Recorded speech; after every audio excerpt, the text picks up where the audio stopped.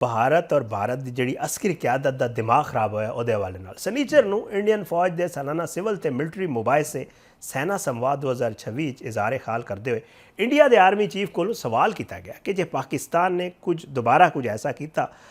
तो साढ़े कोल जिहड़ा दोबारा ऑपरेशन सिंदूर करना पवे सानू तो असी पाकिस्तान नूं किस किस्म का जवाब देंगे। उहदे उत्ते इंडियन आर्मी चीफ जिहड़ा जनरल उपिंदर उन्होंने ये कहा कि जे पाकिस्तान ने दहशतगर्दां की पुश्त पनाही जारी रखी तो इंडिया मुखालिफ सरगर्मियां बंद ना कीतियां तो उन्होंने फैसला करना पवेगा कि वह जोग्राफिया ते तारीख का हिस्सा रहना भी चाहता है या नहीं। तुसीं आप सोचो किस किस्म का बयान दिता उन्होंने, हालांकि तुहानूं पता है कि पिछले साल मई जिस तरह की मार उन्होंने पई। बहरहाल ये उत्ते जिहड़ा है रिएक्शन देंदे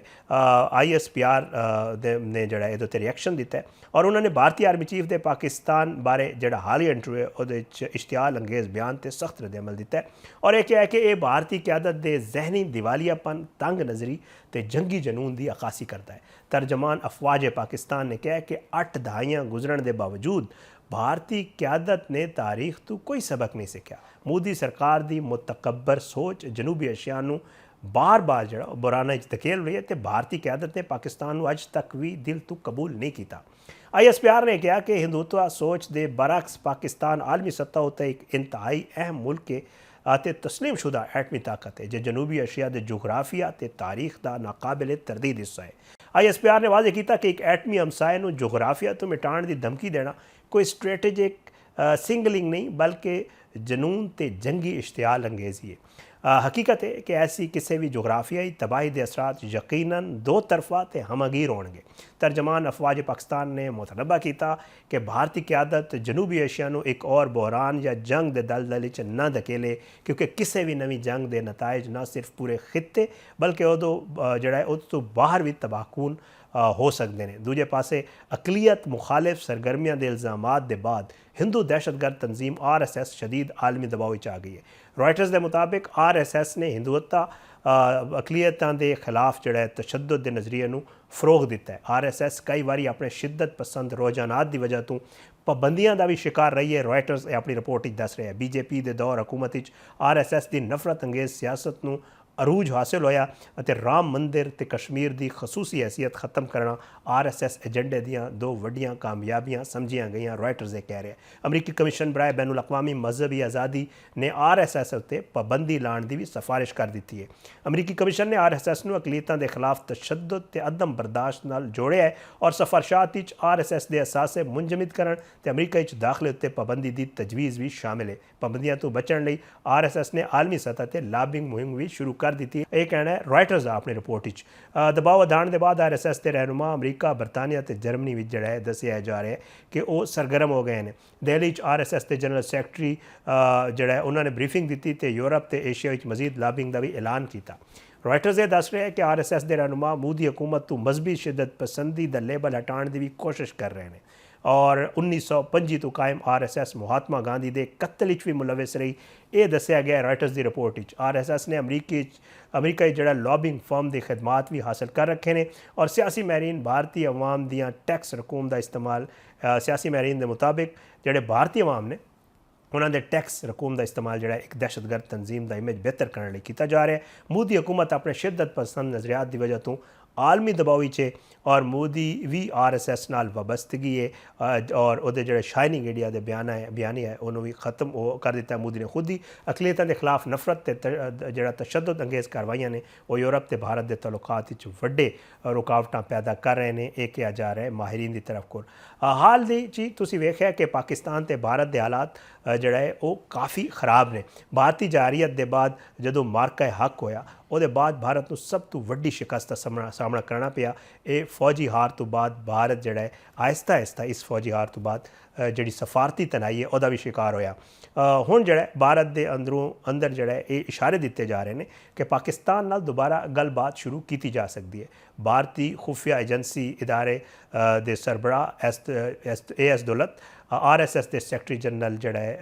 होसा बावले और भारत के साबिक आर्मी चीफ मनोज निर्वाणे, मकबूजा कश्मीर के साबिक वज़ीर आला फारूक अब्दुल्ला और साबिक वज़ीर आला महबूबा मुफ्ती ने भी एक बार फिर पाकिस्तान नाल मुज़ाकरात की हिमायत की है। तो यह कहा है कि यह मकबूजा कश्मीर मसले का एक वाहिद हल जड़ा है गलबात है। उन्होंने कहा कि पाकिस्तान मुज़ाकरात तो इलावा कोई चारा नहीं। पाकिस्तान ते भारत के दरमियान कोई गलबात मुमकिन भी है या नहीं, क्या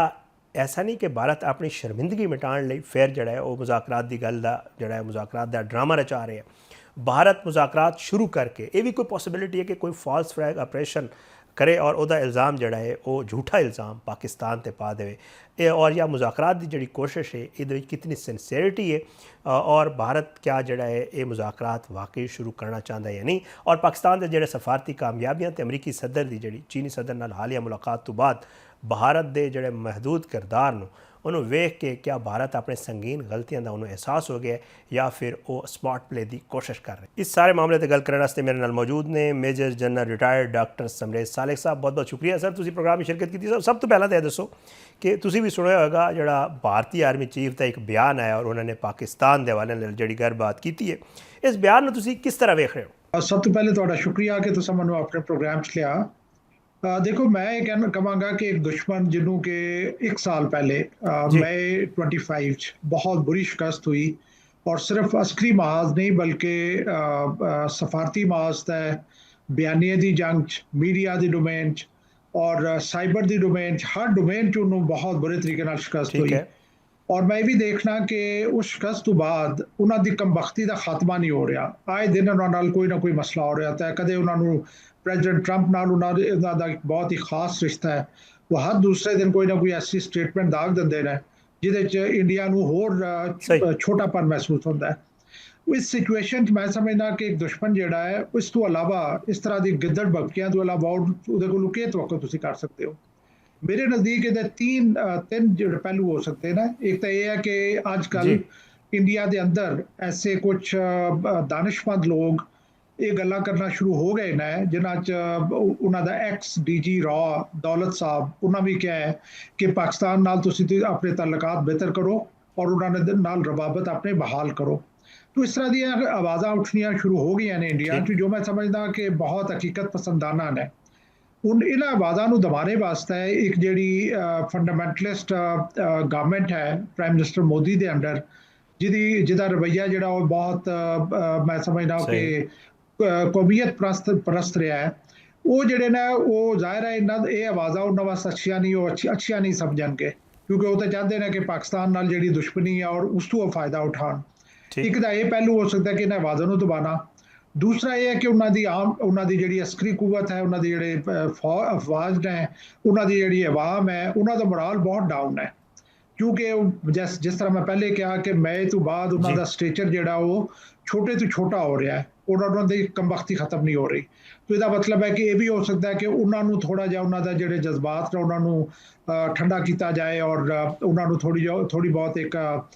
ਗਿੱਦੜ ਬਬਕੀ ਮਾਰ ਕੇ ਉਹਨਾਂ ਨੂੰ ਖੁਸ਼ ਕੀਤਾ ਜਾਏ ਤੀਸਰਾ ਇਹ ਹੈ ਕਿ ਇੰਡੀਆ ਜਿਹੜਾ ਉਹ ਦੇਖ ਰਿਹਾ ਹੈ ਕਿ ਬਹੁਤ ਬੁਰੇ ਤਰੀਕੇ ਨਾਲ ਆਈਸੋਲੇਟਿਡ ਹੈ ਔਰ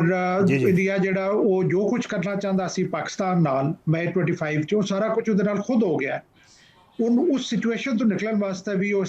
ਇਸ ਕਿਸਮ ਦੀਆਂ ਕਾਰਵਾਈਆਂ ਕਰੇਗਾ ਇਸ ਕਿਸਮ ਦੀਆਂ ਗੱਲਾਂ ਕਰੇਗਾ ਜਿਹਦੇ ਨਾਲ ਉਹ ਦੁਨੀਆ ਨੂੰ ਇਹ ਮਹਿਸੂਸ ਕਰਵਾਉਣ ਦੀ ਕੋਸ਼ਿਸ਼ ਕਰੇਗਾ ਕਿ ਮੇਰੇ ਕੋਲ ਅਜੇ ਵੀ ਬੜੀ ਤਾਕਤ ਹੈ ਲੇਕਿਨ ਅਗਰ ਤੁਸੀਂ ਹਕੀਕਤ ਪਸੰਦਾਨਾ ਅੰਦਾਜ਼ ਨਾਲ ਦੇਖੋ ਔਰ ਕਿਸੇ ਵੀ ਅੱਛੇ ਐਨਾਲਿਸਟ ਤੁਸੀਂ ਕਹੋ ਕਿ ਉਹ ਜ਼ਰਾ ਸਿਚੁਏਸ਼ਨ ਨੂੰ ਐਨਾਲਾਈਜ਼ ਕਰੇ ਤੇ ਜਿਹੜੀ ਸਟ੍ਰੈਟੇਜਿਕ ਬੈਲੈਂਸ ਹੈ ਉਹ ਪਾਕਿਸਤਾਨ ਦੇ ਹੱਕ 'ਚ ਟਿਲਟ ਹੋ ਚੁੱਕਿਆ ਹੈ ਇਹ ਜਿਹੜੀ ਗੱਲ ਹੈ ਇੰਡੀਅਨ ਆਰਮੀ ਚੀਫ ਨੇ ਕਹੀ ਹੈ ਇਹ ਜਿਹੜੀ ਹੈ ਕਿ ਇਹਨੂੰ ਕਹਿੰਦੇ ਨੇ ਬੇਗਾਨੇ ਦੀ ਇੱਕ ਖੁਆਇਸ਼ ਤਾਂ ਹੋ ਸਕਦੀ ਹੈ ਲੇਕਿਨ ਪ੍ਰੈਕਟੀਕਲੀ ਇੰਡੀਆ ਕੋਲ ਉਹ ਐਲੀਅਤ ਨਹੀਂ ਹੈ ਕੋਈ ਕਰ ਸਕੇ तो इस वास्ते मैं समझना हूँ कि ओवरऑल तो जाहिर है एक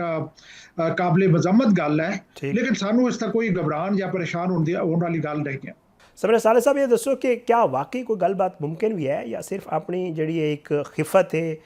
या शर्मिंदगी है उन्होंने मिटाने ਲਈ ਜਿਹੜਾ ਉਹ ਭਾਰਤ ਹੁਣ ਗੱਲਬਾਤ ਦੇ ਹਵਾਲੇ ਨਾਲ ਜਿਹੜਾ ਹੈ ਉਹ ਖਬਰਾਂ ਦੇ ਰਿਹਾ ਜਾਂ ਗੱਲਬਾਤ ਦੀ ਗੱਲ ਹੋ ਰਹੀ ਹੈ मैं समझना कि इंडिया ने भारत ने थ्रू आउट कोई दानिशमंदी का मुजाहरा नहीं किया कल मैं जो शिमला एकॉर्ड है साडा दोवां मुल्कां दे दरम्यान वो मैं दोबारा पढ़ रहा सी और वो 1972 साइन होया सी उस तो बाद तकरीबन 54 साल या 52 साल गुजर चुके हैं अद्धी सदी गुजर चुकी है लेकिन इस सारे पीरियड च अगर तुसी देखो तो रवैया ਜਿਹੜਾ ਉਹ ਇੰਡੀਆ ਦਾ ਗਲਤ ਰਿਹਾ ਪਾਕਿਸਤਾਨ ਦਾ ਗਲਤ ਨਹੀਂ ਰਿਹਾ ਅਗਰ ਉਹ ਸ਼ਿਮਲਾ ਅਕॉर्ड ਦੇ ਤਹਿਤ ਅਸੀਂ 50% ਵੀ ਉਸਨੂੰ ਅਗਰ ਫੋਲੋ ਕਰ ਲੈਂਦੇ ਤੇ ਨਾ ਸਿਰਫ ਪਾਕਿਸਤਾਨ ਔਰ ਇੰਡੀਆ ਦੇ ਤਾਲੁਕਾਤ ਡਿਫਰੈਂਟ ਹੁੰਦੇ ਬਲਕਿ ਪੂਰੇ ਖਿੱਤੇ ਦੀ ਵੀ ਬਿਹਤਰੀ ਹੁੰਦੀ, ਸਹੀ। ਜਿਹੜੀ ਇਸ ਵਕਤ ਬਹੁਤ ਗੁਰਬਤ ਤੋਂ ਬਹੁਤ ਦੁਨੀਆ ਨੂੰ ਲੀਡ ਕਰ ਰਿਹਾ ਗੁਰਬਤ ਦੇ ਲਿਹਾਜ਼ ਨਾਲ। ਤੋ ਮੇਰੇ ਨਜ਼ਦੀਕ ਇੰਡੀਆ ਜਿਹੜਾ ਉਹਦਾ ਹਮੇਸ਼ਾ ਨਾਲ ਉਹਦਾ ਰਵੱਈਆ ਜਿਹੜਾ ਉਹ ਜਾਬਰਾਨਾ ਔਰ ਗੈਰ ਹਕੀਕਤ ਪਸੰਦਾਨਾ ਰਿਹਾ ਹੈ। ਜੀ ਮੇਰਾ ਖਿਆਲ ਹੈ ਕਿ ਮੋਦੀ ਸਰਕਾਰ ਦੇ ਹੁੰਦਿਆਂ ਤੇ ਸ਼ਾਇਦ ਚਾਂਸਸ ਮੈਨੂੰ ਘੱਟ ਨਜ਼ਰ ਆਉਂਦੇ ਨੇ ਕਿ ਸ਼ਾਇਦ ਉਹ ਮਤਲਬ ਮੁਜ਼ਾਕਰਾਤ ਦੀ ਟੇਬਲ ਤਾਂ ਆਉਣ ਜਾਂ ਕੋਈ ਉਹਨਾਂ ਦੀ ਹਕੀਕਤ ਪਸੰਦਾਨਾ ਸੋਚ ਆਏ। ਲੇਕਿਨ ਇਹ ਹੈ ਕਿ ਅਗਰ ਕੋਈ ਸਿਆਸੀ ਤਬਦੀਲੀ ਆਉਂਦੀ ਹੈ ਇੰਡੀਆ 'ਚ, ਜਿਹੜੀ ਆਣੀ ਹੈ, ਹਮੇਸ਼ਾ ਤਾਂ ਕੋਈ ਨਹੀਂ ਰੂਲ ਕਰ ਸਕਦਾ, ਤਾਂ ਸਾਨੂੰ ਹੋ ਸਕਦਾ ਹੈ ਕਿ ਉੱਥੇ ਕੋਈ ਐਸੀ ਠੀਕ। ਹਕੀਕਤ ਪਸੰਦਾਨਾ ਔਰ ਦਾਨਿਸ਼ਮੰਦ